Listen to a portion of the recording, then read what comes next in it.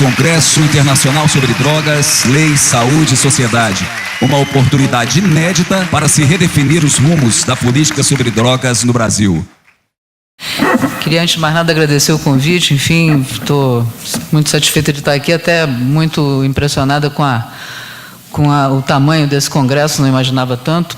E vou começar com esse pequeno trecho aqui de um documentário que talvez muitos de vocês conheçam, mas quem não conhece deve conhecer, está disponível no YouTube, que se chama Maconha, justamente, ou em inglês Grass, né? Que, enfim, é de 1999 e conta a história do consumo e da criminalização da maconha ao longo do século XX, né? Nos Estados Unidos, e realmente é muito interessante, muito engraçado e tal. E eu quero começar exatamente como eu comecei a minha palestra no ano passado, quando eu participei de um encontro, de um congresso no CEBRID, lá na Unifesp. Inclusive tem algumas pessoas aqui também que vão falar sobre essa temática toda, né, amanhã. No caso ali, era um simpósio sobre crack, especificamente. Eu vinha escrevendo algumas coisas relativamente à cobertura da mídia sobre essa questão do crack, enfim, que investe em internação compulsória e a repressão na Cracolândia e tudo mais. E aí eu pensei, bom, como é que eu poderia abrir o debate lá em São Paulo? E aí lembrei do filme e não tinha lembrado dessa introdução, que eu acho sensacional e eu acho que vai ser interessante, embora a gente não vá falar estritamente sobre crack, mas eu acho interessantíssimo passar. Pode passar uma coisa de 1 minuto, menos de 1 minuto. Dá o start aí, como é que faz?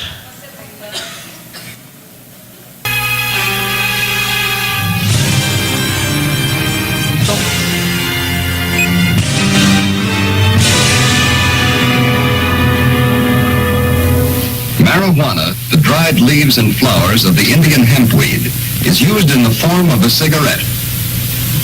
Marijuana smoking, experts point out, can make a helpless addict of its victim within weeks, causing physical and moral ruin and death. Should you ever be confronted with the temptation of taking that first puff of a marijuana cigarette, don't do it.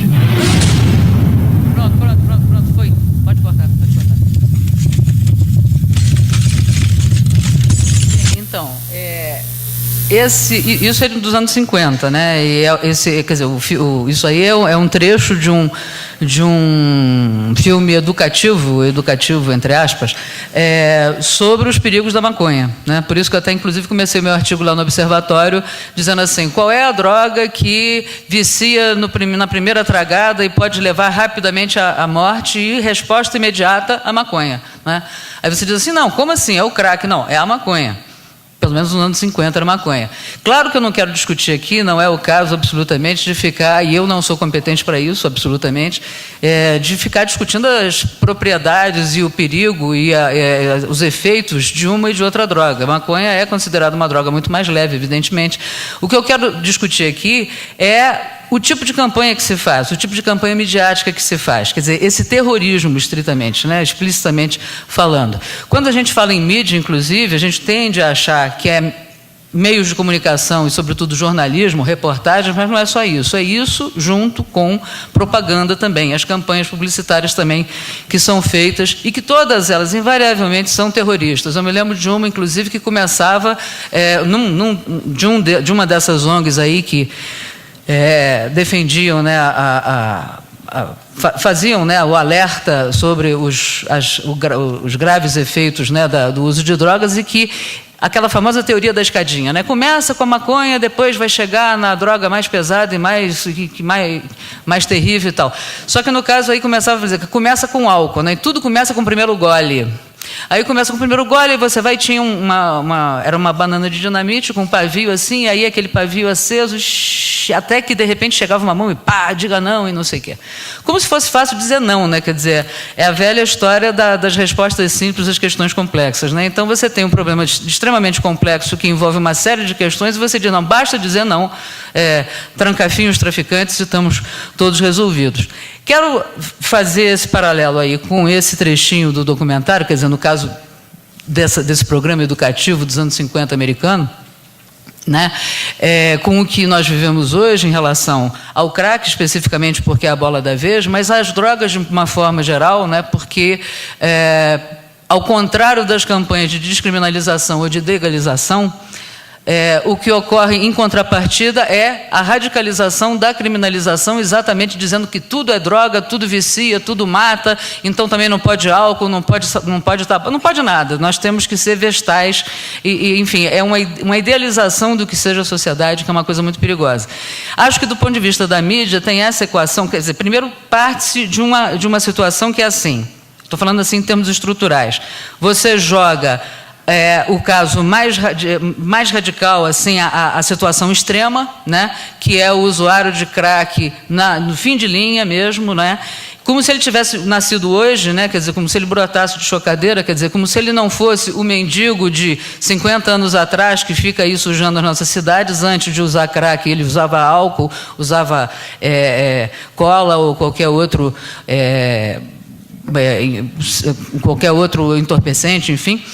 E agora, de repente, parece que tudo é detonado por causa do crack. Aí você joga esse craqueiro e, a partir daí, você diz, o crack é isso tudo, qualquer um que utilizar vai chegar nessa situação invariavelmente, e aí você pede a internação compulsória, já que essas pessoas não têm condição de decidir por si próprias. De fato, elas não têm condição de decidir por si próprias enquanto estão drogadas. Quando passa o efeito da droga, provavelmente elas se comportam de maneira diferente, conforme a situação. Já foi feito uma série de reportagens também relativas a isso, quando se quer demonstrar o contrário disso. Aí, ao mesmo tempo, se diz, a droga mata de, assim, fração de segundos, daqui a pouco você está lá estatelado no chão. E aí, ao mesmo tempo, você tem reportagem dizendo, fulaninho usava crack e tal, até que 8 anos depois, 10 anos depois...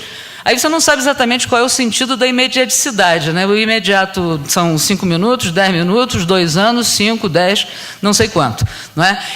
Mas, do ponto de vista do senso comum, que eu acho que é o principal quando a gente discute a questão da mídia, reitera-se essa ideia de que é o demônio, é o perigo, é uma assombração, e você tem que partir imediatamente para uma solução que é uma intervenção da qual você não pode abrir mão, porque estamos chegando numa situação limite. É o tempo todo o discurso terrorista. Eu acho que é isso que a gente poderia discutir, sobretudo se nós pensarmos também que a mídia, falou o Coronel Jorge hoje mais cedo, né, falou assim, a questão da mídia é fundamental, e eu sempre penso, nós estamos numa situação atualmente de uma transição, não é, da mídia estabelecida para essas mídias sociais e tal, todo mundo louvando muito. Eu sou muito crítica disso, mas, de qualquer modo, acho que é importante a gente perceber que não são só os meios tradicionais de comunicação que dão informação. Hoje nós temos uma possibilidade bastante ampliada de circulação de informações. Acho muito curioso, por exemplo, que nós estamos aqui nesse congresso, no primeiro dia, e amanhã e domingo vai ter muito mais gente, quer dizer, temos pessoas extremamente qualificadas aqui, falando sobre vários aspectos dessa questão, né, das drogas de uma forma geral, e, portanto, fontes não faltam, né? Se a mídia quisesse botar a discussão fundamental, né, na ordem do dia, ela colocaria, por exemplo, fazendo perguntas muito simples, a quem interessa a criminalização? A quem interessa a política de repressão, a expressão guerra às drogas? Aliás, esse documentário é bastante claro nesse sentido, quando ele mostra esse paralelo entre a repressão às drogas e a indústria armamentista nos Estados Unidos. Quer dizer, existe uma relação de causa e efeito muito evidente aí. Então, acho que assim, essa questão que a gente tem que discutir associada ao que nós chamamos hoje de redes sociais e os riscos também que a gente tem no comportamento, né, da disseminação de certas informações nas redes sociais, porque a tendência é fazer com que, diferentemente do que a gente gostaria, né, de fazer com que o esclarecimento pudesse ser disseminado, muito frequentemente o que acontece é exatamente o contrário. É isso. Obrigado.